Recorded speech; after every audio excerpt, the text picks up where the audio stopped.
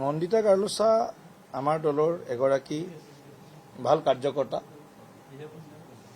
তেখেতে বিধায়ক হিচাপে নিৰ্বাচিত হোৱাৰ সময়তো সেই সময়ত মই নিজে হেলিকপ্টাৰ লৈ গৈ তেখেতৰ কাৰণে কেম্পেইন কৰিছোঁ।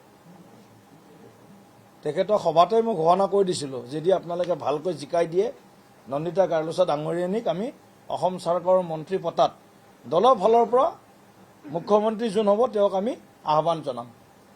লগে লগে নহ'লেও কিছুদিন পিছত 2 বছৰ পিছত তেখেত মন্ত্ৰীসভাৰ সদস্য হৈছে। গতিকে প্ৰথমবাৰ জিকা এগৰাকী বিধায়কে বিধায়ক হোৱাৰ পিছত অসমৰ মন্ত্ৰী হ'ল, মুখ্যমন্ত্ৰী ডাঙৰীয়াই তেখেতক মন্ত্ৰিত্ব দিলে। তাৰ পিছত তেখেতে এইবাৰ বিশেষ কিছু কাৰণত প্ৰাৰ্থিত্ব নাপালে। মই নিজে তেওঁৰ লগত বহু সময় কথা পাতিছোঁ।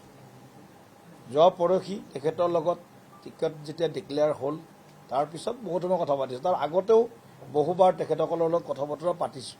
গতিকে নন্দিতা গাৰ্লছা ডাঙৰীয়াই যদি দলটো এৰি নাযায় তেতিয়াহ'লে এইটো পৰিপক্ক সিদ্ধান্ত হ'ব, আৰু যদি এৰি যায় সেইটো তেওঁৰ ব্যক্তিগত কথা হ'ব। কিন্তু মই এতিয়াও আহ্বান জনাম জয়ন্ত দাসৰ নিচিনা তেখেতেও দলটো যাতে এৰি নাযায়।